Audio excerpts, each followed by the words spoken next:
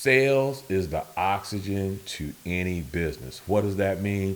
I've got the man himself, Shay Brown, going to explain it to us today and how to go out there and make the kind of money you deserve in your business this week on Born to Be Dope with Ryan C. Greene.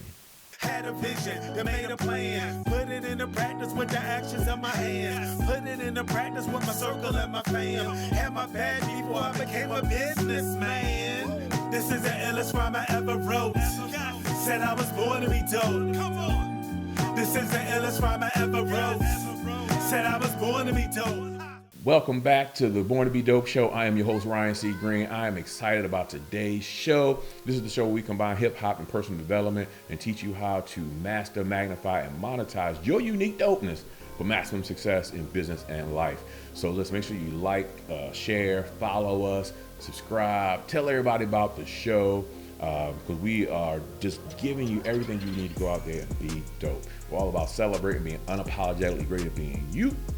And that's what we're going to do today and for every other show after this. So whether you're listening to us on your podcast provider or watching us on the actual show, you are in the right place. And I've got the right man today, the happy entrepreneur, the sales guru himself, man, Mr. King Sales. I'm going to give you another moniker, Shay Brown. Welcome to the Born to Be Dope, man. Well, it's a great day, Ryan C. Greene. I'm excited to be here, man. I couldn't wait. I mean, I get a chance to travel around, but to be here with you in this present moment and for all that you're doing, remind us every day that we were born to be dope, and that's not happening enough. Like, I just want to admire you, man. I've had a chance to know you, about 10 years now, and I've seen you do so many different things, but the one thing you've been consistent at is delivering a message that we all can be better inside of ourselves.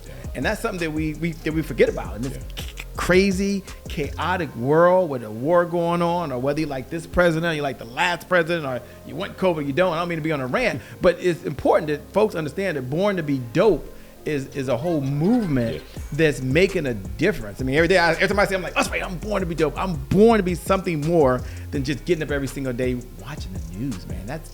That's freaking depressing, or it can be for some folks. Absolutely, and that's exactly where this whole thing came from. Like you said, people who watch me, if maybe this is your first introduction to me, maybe you follow me in this whole career, you've seen that I've done different things, and that's the thing about when Born to Be Dope was born from just being unapologetically great at being you. So whatever it is that's in you, what's your special sauce, and how to bring that out. And that's what we are with this. And that's what I want to talk to you, because once you figure it out, once you're like, oh, this is what I want to do, this is who I am, this is what I'm taking to the marketplace, we need to know how to make money, right? We need to know how to make money. So that's why I wanted to bring you on the show today. Now, let's start from the difference between sales and marketing, because you are the sales guru, and we're going to get into some, you're going to tell us about sales teams and things like that, but I want to talk about people who don't understand the difference between the sales and the marketing side. Those are two very different things. I have a degree in marketing, okay? I don't think they even give college degrees in sales, right? No, they don't. but I've got a degree in marketing. And I know what that is, but there's a big difference between that and sales. So talk to us about, educate our audience on the difference between those two and why sales called you. Right. So sales and marketing go together like peanut butter and jelly. I say that, by the way. But they fight like oil and water. Let's just say that.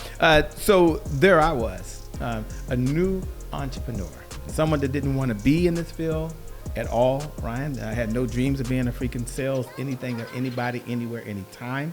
It was once I got laid off from corporate America, the only job I've ever had, only job I wanted to have, and I would still be there if they hadn't laid me off.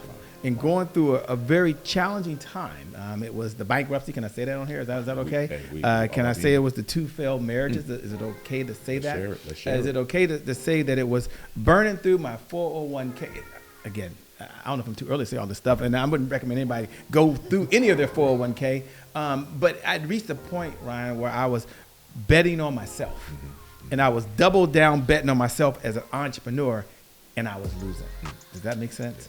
Yeah. And what I learned about selling, I had avoided it. I'm gonna give the definition in a moment, because where I grew up, and maybe for many of your listeners, sales was the only thing you did if you couldn't get a job. And it was being a car salesman that people thought of. And I didn't see myself as that slimy, slicky, fast-talking type of dude or woman. I saw myself as someone that was just trying to help other people in their business. Right. And so the main difference, if I had to boil it all down, and no offense to all my marketing majors and all those fancy branding and all folks out there, I would say the main difference is sales helps money come in the door by solving a problem. Marketing spends the money. Right? And so for so long, it was always about marketing gives the message to sales, and then sales goes out and gives the message to the end user, the person that has the problem. The difference, in my opinion, is sales understands what the problem that the market has. Gotcha. And they go back to the market and say, let us solve this problem for you. Now, you need marketing. I'm not saying you don't need marketing. Right. But sales pays marketing. If marketing is not there, you still have to generate revenue. Does that make sense? Now, I know you can make this argument. There's this thin line. Well, no, we do run ads and we do this. That is true. You do need marketing. You need branding. You need everything else. The main difference is sales' number one job every day is to find someone with a problem, solve it for that person, and then bring the money back into the house so they can help more people. Absolutely. So I'm going to jump right in this. We're going to break this down early in the show. Sure. Because half the people, maybe even more than that, just sales. I'm not a salesperson. I'm not into this. I'm gonna turn off this show. I believe that there's only two jobs in the world, two professions: you're either sales or you're in sales support. All right, no matter what it is that you do, you're either selling something or you're supporting someone who's selling something. Yes. Okay, and I want to break down. You already started. Let's continue to break down that stigma of what a sales is. So I want you to kind of. For the person, like, I don't want to do no sales. Like, no, Shay, this ain't for me. Shay's cool, but that's not for me. Sure. Talk to that person right now on how they should look at things differently and why sales is so important. Sure. And sales for them may not be for them. And I'm okay with that. As a profession, you might say, I don't want to be a sales professional. I'm not trying to go out and sell a product or service so a company makes money. That's okay. But your point, I think, is that we're all in sales. Let me share it this way if I can. Preachers, and this is the analogy I like to give, preachers don't see themselves in sales, by the way. But every single week, preachers are selling faith. I think we can all agree on that. No matter what your denomination is, you can agree on that. Teachers who are born to be dope as well, they get up every single day and they don't see themselves in sales at all by any stretch of the imagination. But every day they're in front of a third grader, in front of a fifth grader, in front of an 11th grader, a 12th grader, a college professor, and they've got to sell, right? So they're selling teaching every single day, or lessons. A parent, and I know you're a parent as well, by the way. He has his HU shirt on, by the way. He's a proud parent, Shout graduate out to Chico, of it. Gaines Sportswear. Go get your HU shirt from him. But parents get up every single day and they're like folks watching. They don't see themselves. They're a leader, but they don't see themselves in sales, but they're selling every single day. Right. So the point I want to make, the reason we're all in sales is that we're either selling our ideas, we're selling our values. Politicians do that, right? We're selling our beliefs, and we're selling ourselves every day on whatever we're seeing, hearing, or processing. So we're all in sales. Now, here's the main difference, and here's why I want you to see yourself in sales. If you're a leader, if you're a professional, if you're someone that goes to work every single day and you do a good job and you want to be able to go talk to your boss, I'll say it like that, or your manager and get a raise, you've got to sell them on what you have been doing. I'll give you one last example if I can. My wife is not in sales, right? She works a full-time job. She supports the Army. Shout out to all the veterans and all the folks that serve our country to make us safe, keep us safe so we can do the things we're doing now, by the way. And she does not see herself in sales at all. In 1 minute or less, talking to her, she's sharing with me one of her favorite restaurants to go to. By the way, this Thai food place. And she's telling me how good the Thai food is. And she's telling me how the soup is amazing. And we've got to be able to go there because her and my daughter-in-law and my sister-in-law went, and I've got to see this restaurant.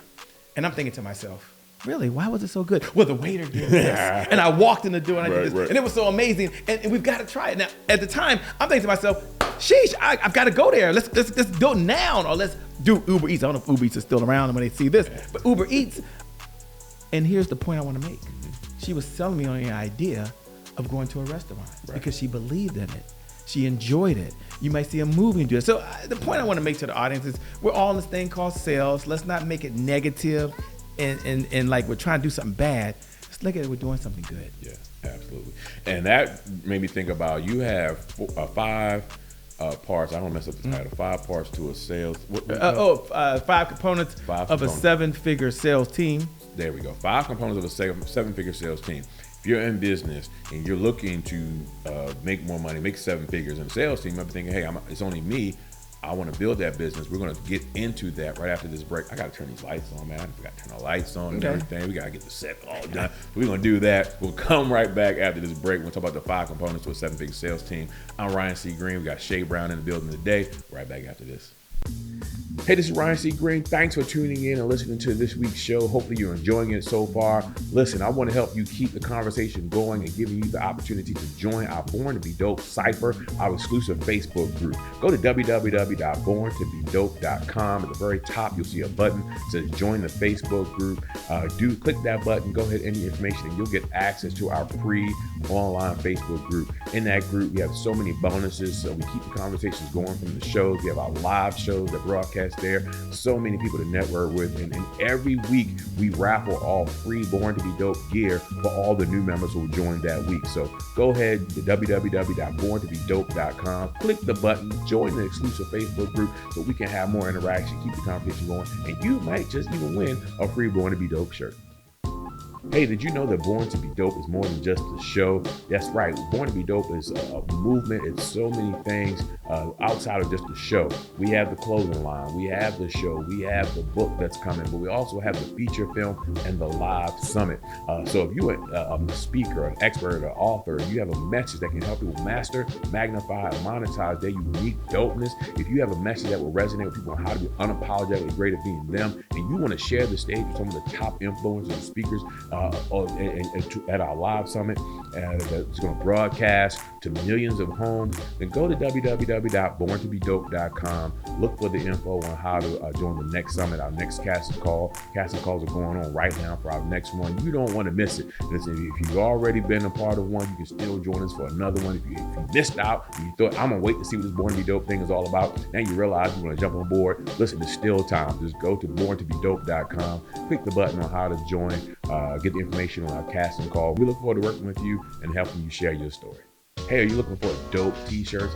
Specifically Born to Be Dope t-shirts? Listen, go to www.weardopetees.com. You can see our entire line for the Born to Be Dope apparel. We have t-shirts, we have sweatshirts. We're designing new stuff that's coming soon. So go to weardopetees.com. You can rep the brand that reps you. Get your shirts, get your hoodies, buy one for a friend.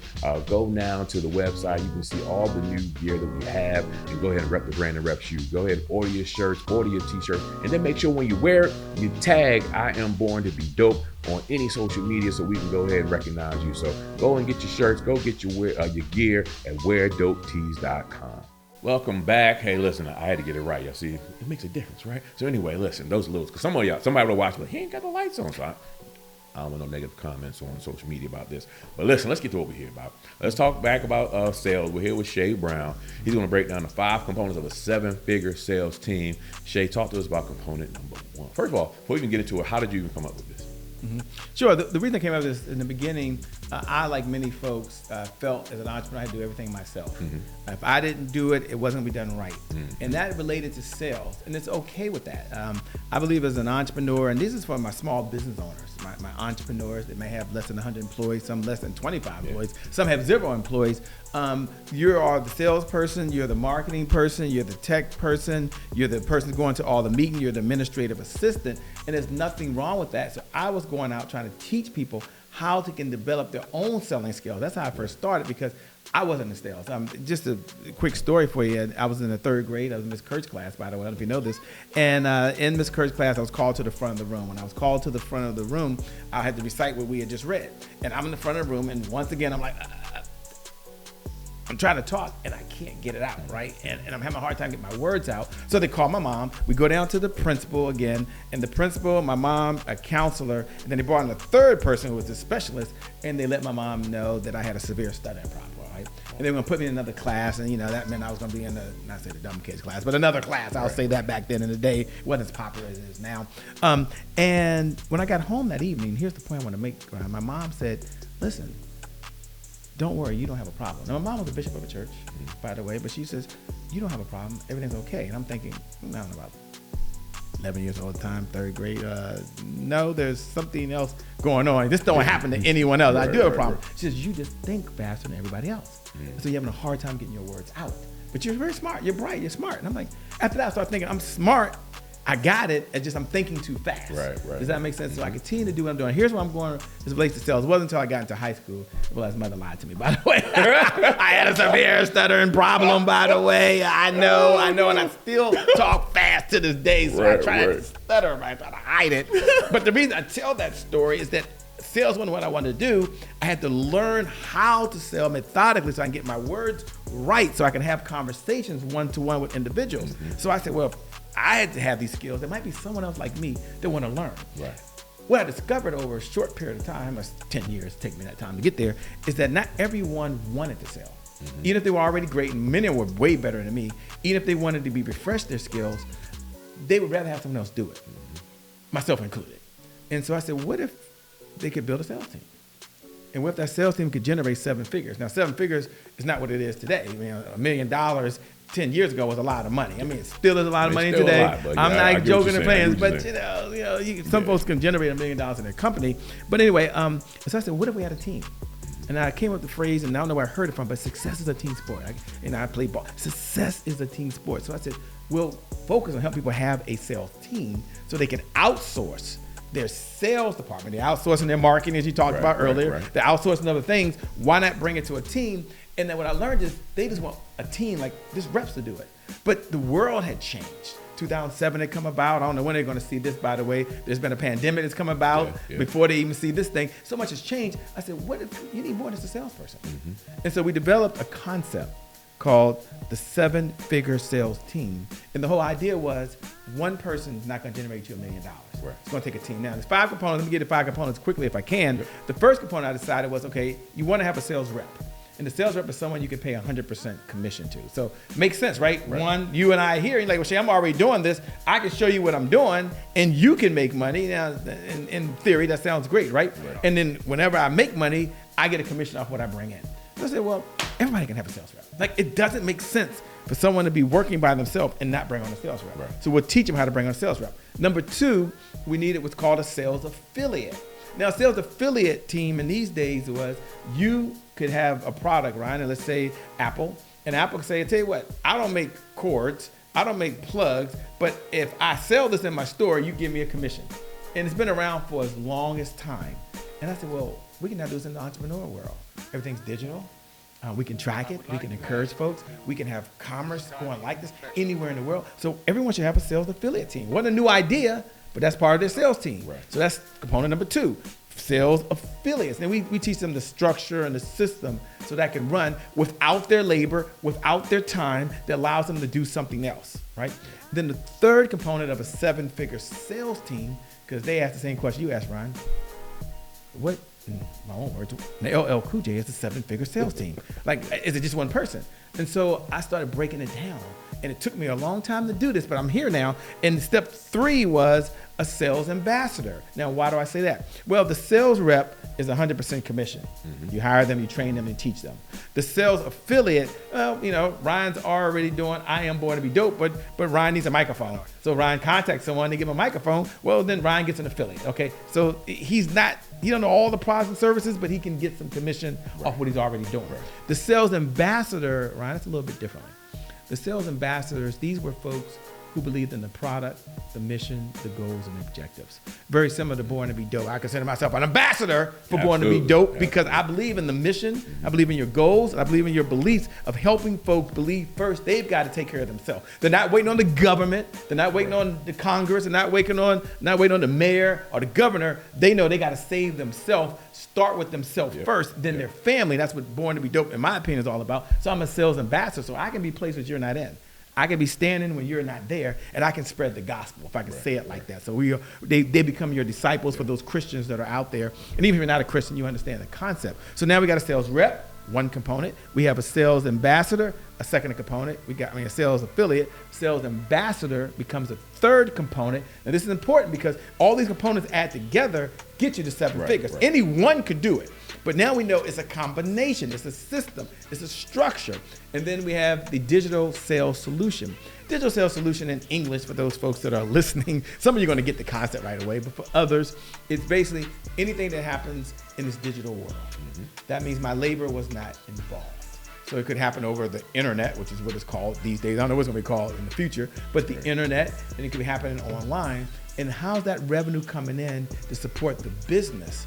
Or how are you finding new customers to support the business? Or how are you recruiting people to your company to support the business? So that's your online revenue generating system that's up there. And that's very important, especially in today's world. So now we got 4 components, and then the 5th component. So the first one is a sales rep.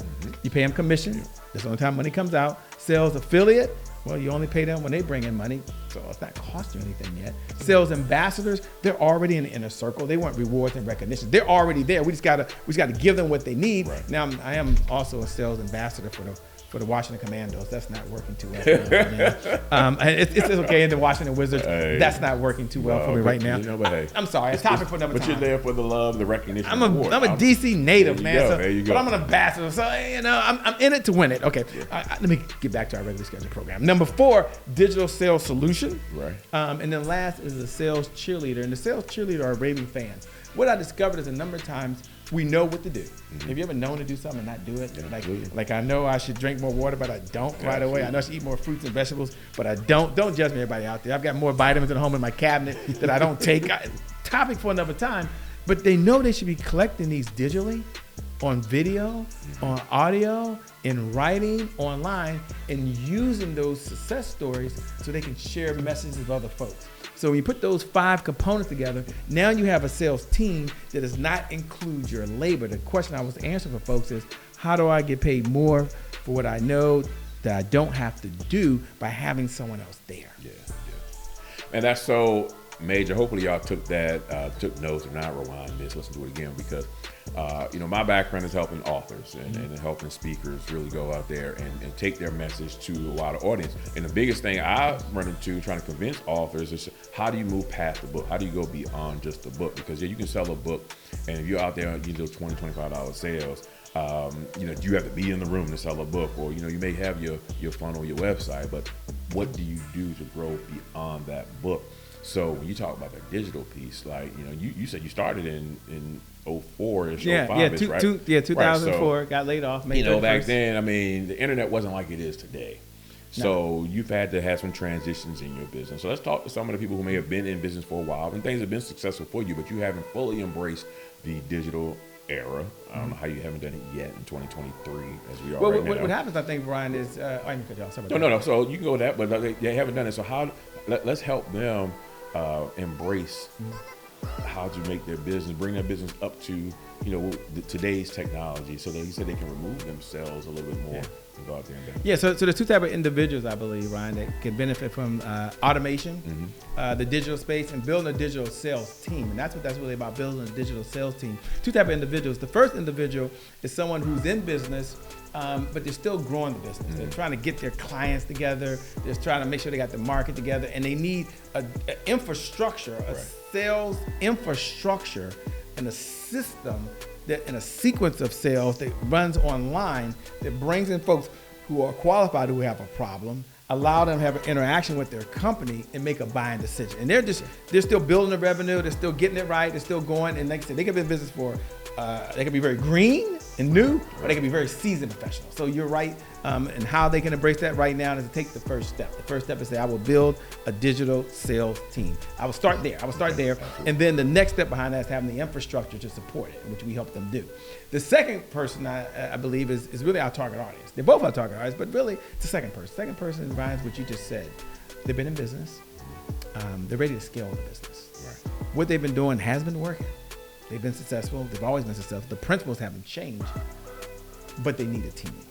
And one thing I like to share, Ryan, is that big dreams, and these entrepreneurs who already have big dreams, they're already there, these huge dreams, these huge goals, they require an amazing team. Right. And part of that amazing team is the sales team that's able to come aboard. So they need to embrace it so they can automate it, so they can reach more people, and they can have more impact. In my 55 years on this planet so far, I boiled down my whole mission in life. And I believe that's the folks that want to scale. And it's 2 words. Imagine if someone said, Ryan C. Greene, what are your 2 words?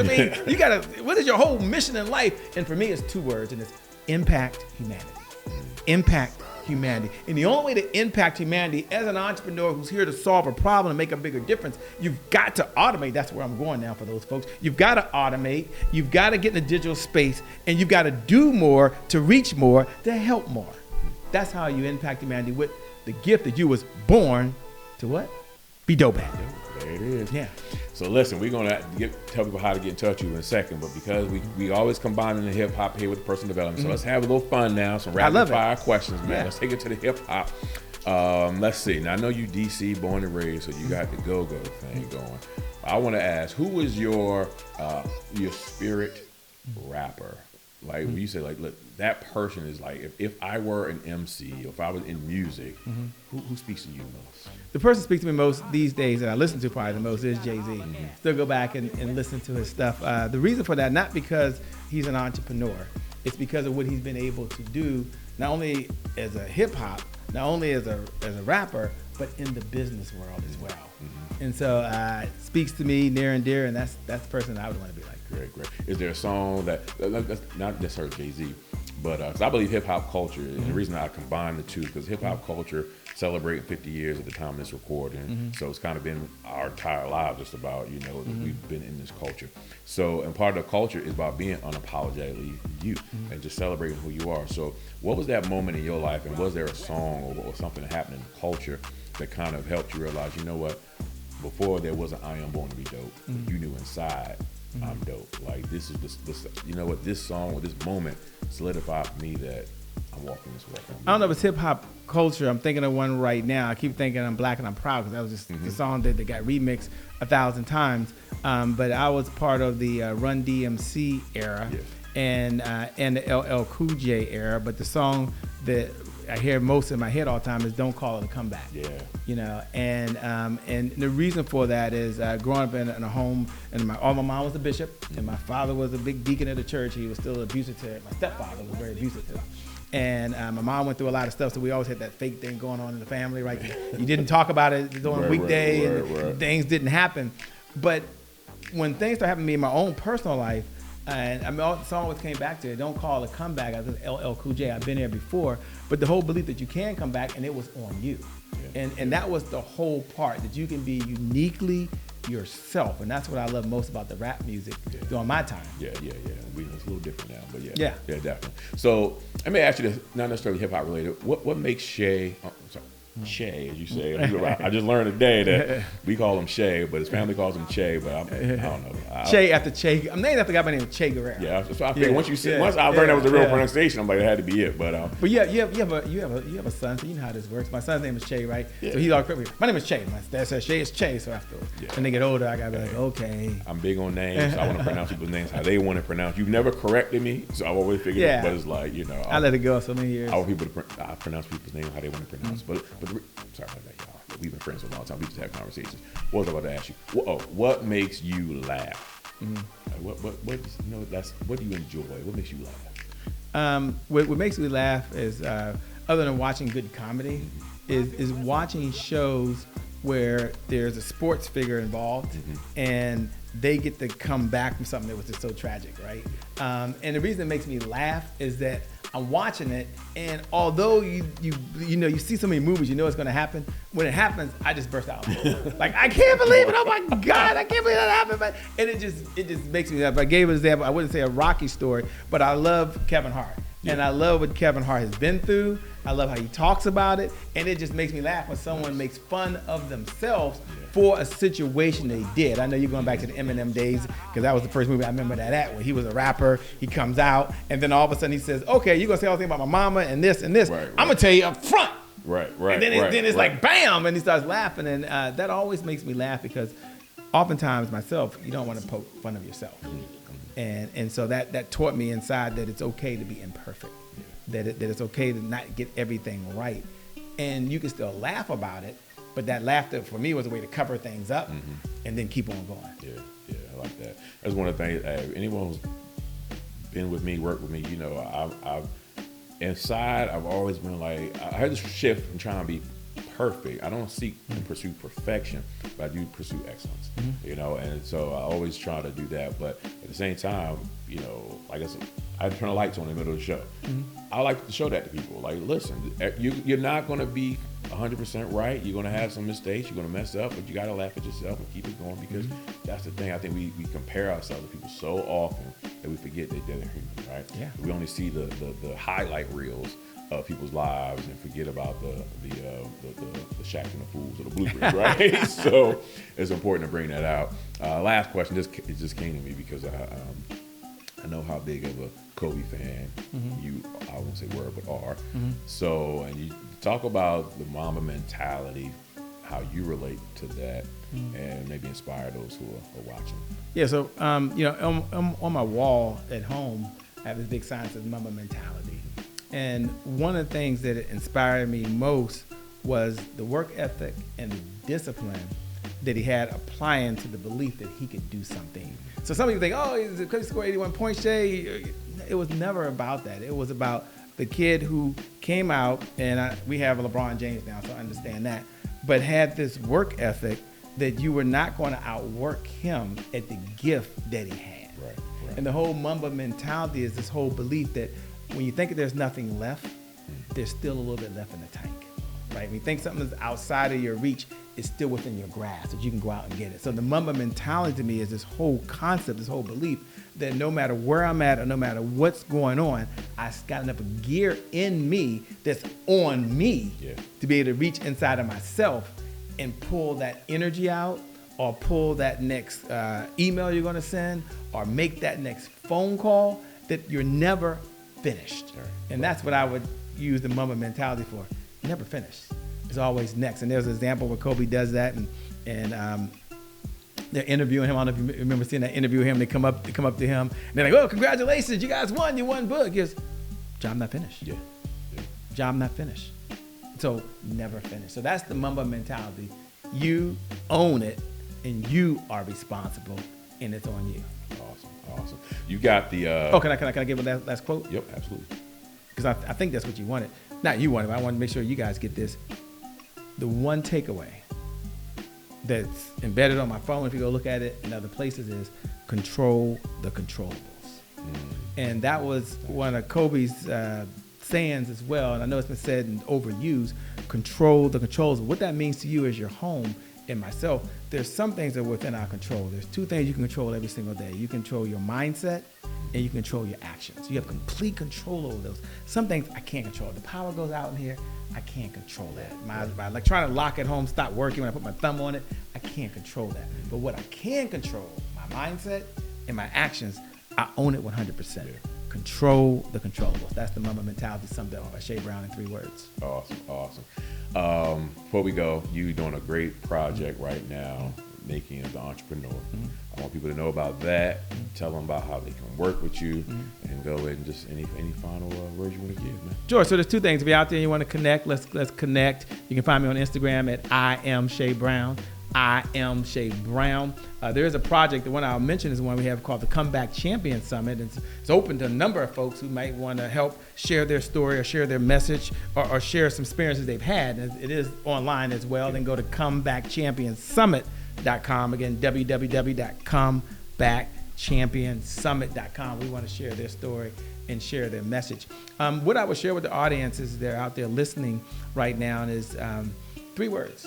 And it's one about 12 rules for life. We got 12 rules, by the way, but one about 12 rules for life is collaboration crushes competition.